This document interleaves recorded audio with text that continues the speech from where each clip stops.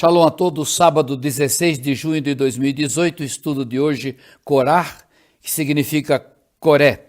As leituras bíblicas, Números 16, 1 a 18, 32, Joel 1, 1 até 3, 21 e Atos 5, de 1 a 11. Números 16, de 1 a 4.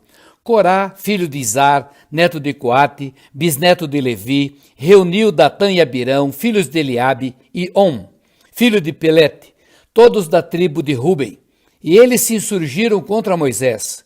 Com eles estavam 250 israelitas, líderes bem conhecidos na comunidade e que haviam sido nomeados membros do concílio. Eles se ajuntaram contra Moisés e Arão e lhes disseram: basta! A assembleia toda é santa, cada um deles é santo, e o Senhor está no meio deles. Então, por que vocês se colocam acima da Assembleia do Senhor? Quando ouviu isso, Moisés prostrou-se, rosto em terra. No estudo dessa semana, iremos tratar de mais uma situação terrível promovida pelo povo de Deus que estava a caminho da terra da promessa. Uma rebelião, promovida ou provocada por Corá, Datã e Abirão, e seus 250 líderes e mais outros seguidores. O pano de fundo para melhor entendermos esse estudo é lembrar-nos do anterior, Envia para ti, onde vimos as consequências da incredulidade do povo no Deus eterno com relação à terra e o resultado com o decreto fatídico de Deus com relação ao destino daquela geração, conforme Números 14, de 35 a 38, linkando esse estudo com o da semana passada. Eu, o Senhor, falei, e certamente farei essas coisas a toda esta comunidade ímpia que conspirou contra mim. Encontrarão o seu fim nesse deserto, aqui morrerão. Os homens enviados por Moisés, em missão de reconhecimento daquela terra, voltaram e fizeram toda a comunidade queixar-se contra ele ao espalhar um relatório negativo. Esses homens responsáveis por espalhar o relatório negativo sobre a terra morreram subitamente de praga perante o Senhor. De todos os que foram observar a terra, somente Josué, filho de Num, e Calebe, filho de Jefoné, sobreviveram. Números 14, de 35 a 38. É muito difícil imaginar esse quadro. Pode parecer ficção a muitas pessoas. Quando acompanhamos o relato bíblico da saída do povo de Deus do Egito, a maneira maravilhosa como o Pai os conduziu, todos os detalhes, todos os pormenores, cuidados e principalmente confirmando a autoridade delegada a Moisés. Também não podemos entender que após sair de um trauma tão grande, homens experimentados, líderes fortes, hábeis, ousassem deliberadamente causar o que causaram. Antes de aplicarmos à nossa realidade, precisamos meditar um pouco em alguns detalhes de extrema importância. O líder da rebelião é Corá, levita, primo de Moisés, e com mais 250 líderes com várias responsabilidades com relação ao tabernáculo, mas não o sacerdócio.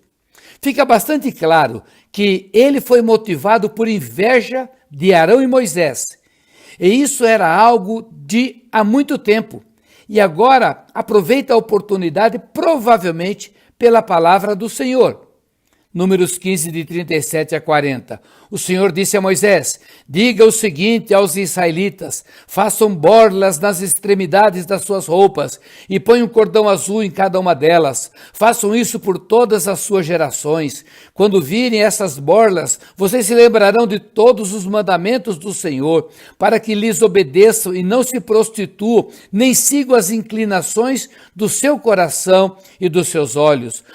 Assim, vocês se lembrarão de obedecer a todos os meus mandamentos, e para o seu Deus, vocês serão um povo consagrado.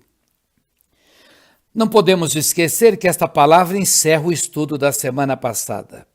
Todo o povo usando tzitzit, são as franjas. Todo o povo consagrado. Esse é o entendimento. Corá não age sozinho. Consegue com astúcia regimentar líderes, príncipes do meio do povo e organizaram uma rebelião tão bem organizada, de uma forma maligna, que consegue confrontar a liderança de Moisés. Tudo indica pelo texto e pelos comentários de sábios do passado e do presente que os rebeldes conseguiram levar praticamente todo o povo contra Moisés e quase o derrotaram se não fosse a intervenção poderosa do eterno Deus. A ação é premeditada com muita antecedência. Os líderes já eram reincidentes. Segundo alguns rabinos, 2 deles foram os que estavam brigando lá no Egito. E Moisés apartou, quando Moisés apartou aquela briga. Também eles foram os que causaram problemas com relação ao maná, desobediência. Enfim, a ousadia e o desprezo ao confrontarem Moisés nos mostram que estavam insensíveis a qualquer pensamento puro, cautela, amor ou temor divino. Foram conscientes que derrubariam Moisés. Não aceitaram dialogar com Moisés, poderiam apresentar os possíveis problemas e questionamentos. Não, foram decididos com a decisão já tomada de uma maneira inflexível. Se num estudo anterior, o povo disse que tinha peixe de graça no Egito, o que era uma mentira. Estes agora dizem: você nos tirou de uma terra que emana leite e mel e nos trouxe esse deserto. Jogo de palavras, também uma mentira, despreza e escárnio. Números 16, 13 e 14, a Bíblia relata o seguinte: não lhe basta nos ter tirado de uma terra onde manam leite e mel para matar-nos no deserto e ainda quer se fazer chefe sobre nós? Além disso, você não nos levou a uma terra onde manam leite e mel, nem nos deu uma herança de campos e vinhas. Você pensa que pode cegar os olhos destes homens?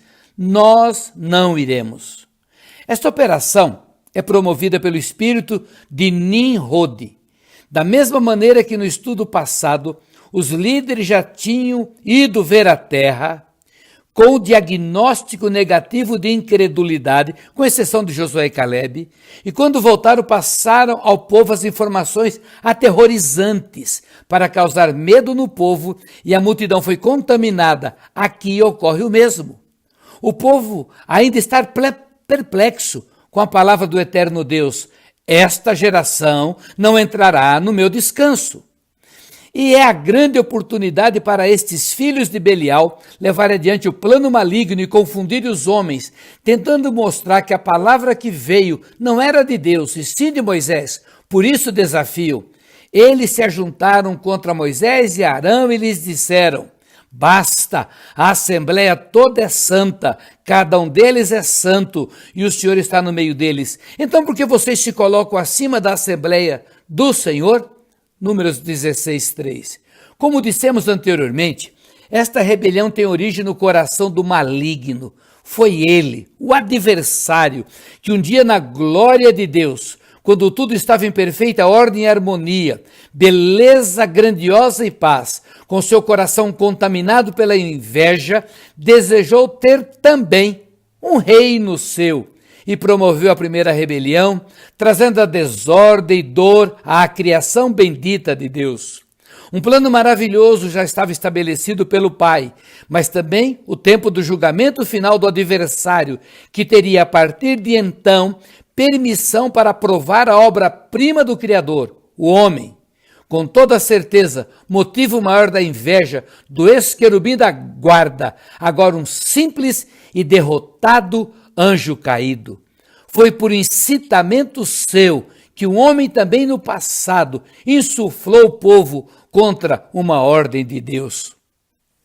Vamos ler 2 textos de Gênesis. Gênesis 10, 8 a 10 e Gênesis 11, de 1 a 9. Gênesis 10, de 8 a 10.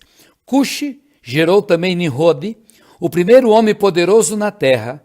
Ele foi o mais valente dos caçadores e por isso se diz valente como Nimrod. No início, seu reino abrangia Babel, Ereque, Acade e Calné, na terra de Sinear. Agora o texto que está em Gênesis 11, de 1 a 9.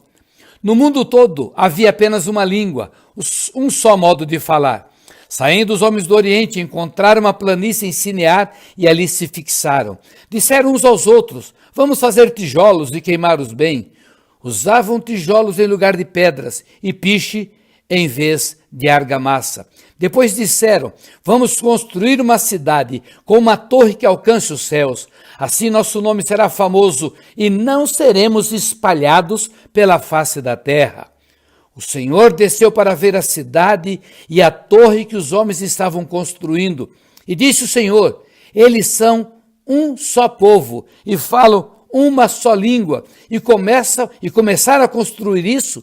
Em breve nada poderá impedir o que planejam fazer. Venham, desçamos e confundamos a língua que falam, para que não entendam mais uns aos outros. Assim o Senhor os dispersou dali por toda a terra e pararam de construir a cidade. Por isso foi chamada Babel, porque ali o Senhor confundiu a língua de todo mundo. Dali o Senhor os espalhou por toda a terra. O mesmo princípio maligno opera através dos tempos. Homens importantes, influentes, poderosos, no tocante ao poder de influência, recursos econômicos e financeiros, são tomados pelo inimigo de nossas almas para trazerem confusão em meio ao povo de Deus.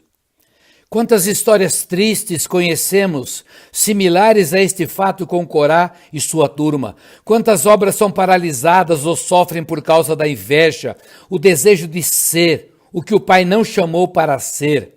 Quantos obreiros sofrem por causa de maus líderes em suas congregações? Quantos ministérios dividindo-se? Quantas novas igrejas que não são frutos de crescimento, e sim de divisões por inveja, desejo de domínio, insubmissão?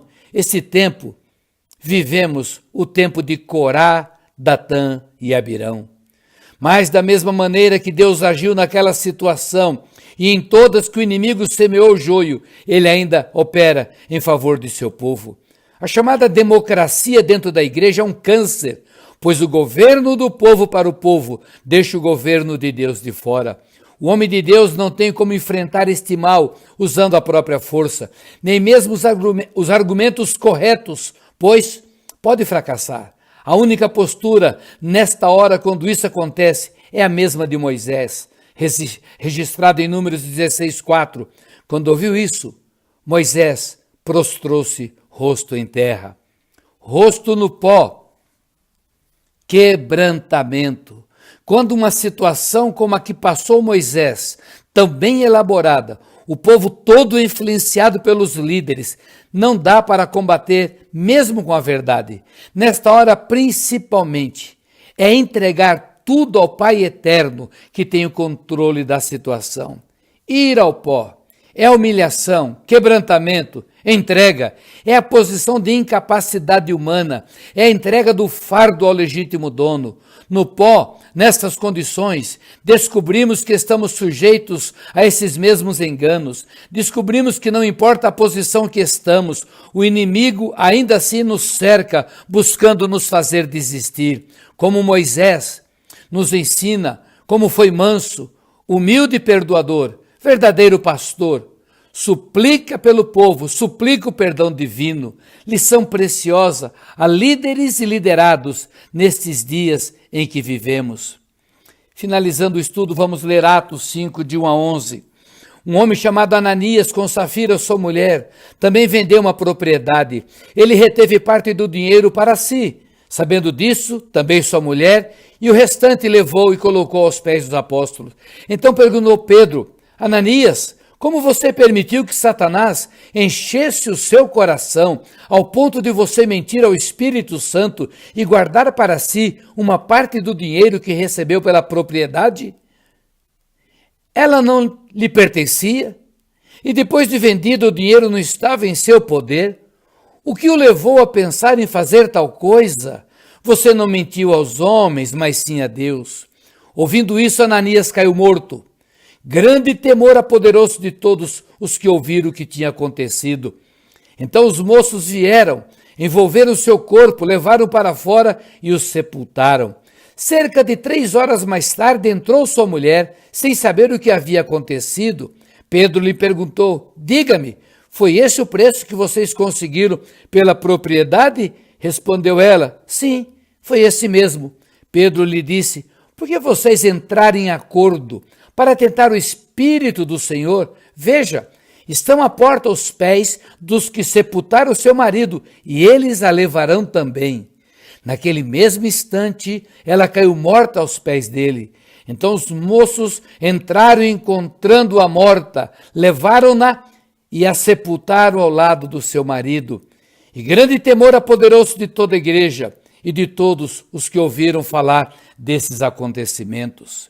Creio que estamos vivendo o tempo de santa convocação. Minha sugestão é que você leia e medite no livro do profeta Joel. Ele é tão real para todos os tempos, principalmente para estes dias em que passa o mundo e principalmente o Brasil. Julgamentos estão vindo do Pai. Há sim promessas de colheitas, mas também o Pai já prepara o seu povo para os dias finais. Longe de nós um coração rebelde e obstinado como o de Corá, e sim um coração manso como o de Moisés, onde poderemos ser abençoados como instrumentos de reconciliação do perdido com o Pai. Shabbat Shalom.